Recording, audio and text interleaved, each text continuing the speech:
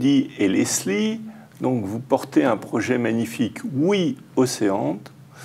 Et on a déjà exploré dans des vidéos précédentes un peu votre parcours et au fond vos projets actuels. Mais alors, quid de l'avenir? Quels sont vos grands projets pour l'avenir? Alors, vous me disiez en préparant l'émission, oui, déjà un bateau plus gros. Alors, pourquoi un bateau plus gros? Vous avez déjà un bateau, pourquoi un bateau plus gros? Il fait quelle taille et pourquoi un bateau plus gros? Alors déjà, le bateau qu'on a actuellement, c'est un Moody 419, donc c'est à peu près 13 mètres de long. C'est un bateau anglais, une vieille construction, mais qui est en parfait état et qui nous a permis de faire des choses exceptionnelles déjà pendant 5 mois cet été et qui nous permettra d'en faire cette année.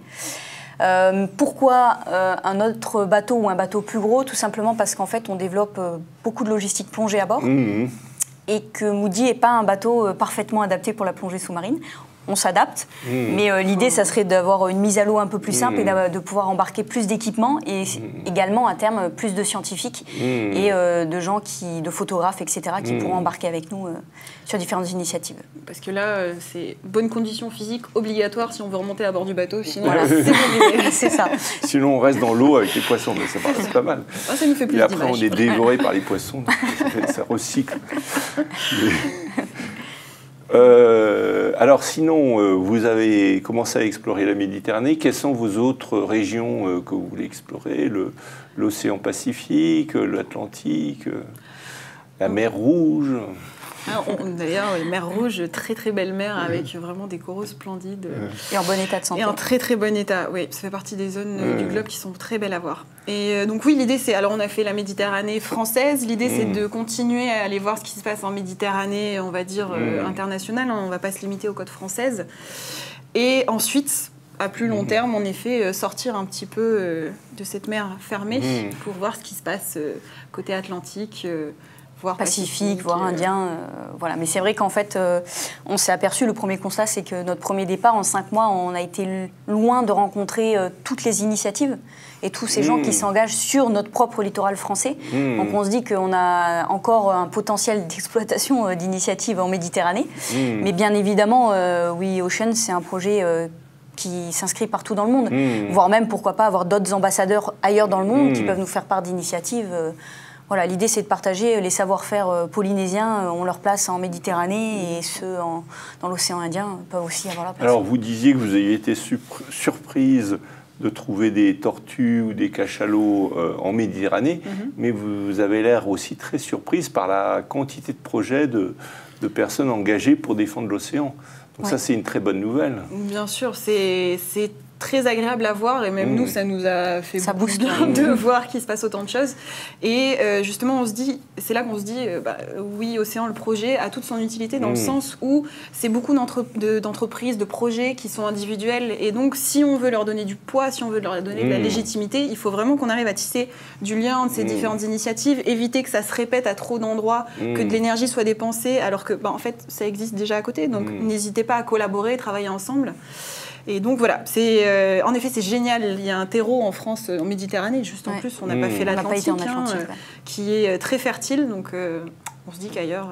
On veut être un facilitateur de savoir-faire et de mise en relation entre ces gens justement qui s'engagent. Et alors pour élargir là sur la Méditerranée du Sud, est-ce que vous avez déjà repéré des projets plus particuliers? Est-ce qu'il y a autant de projets que sur la Méditerranée du Nord?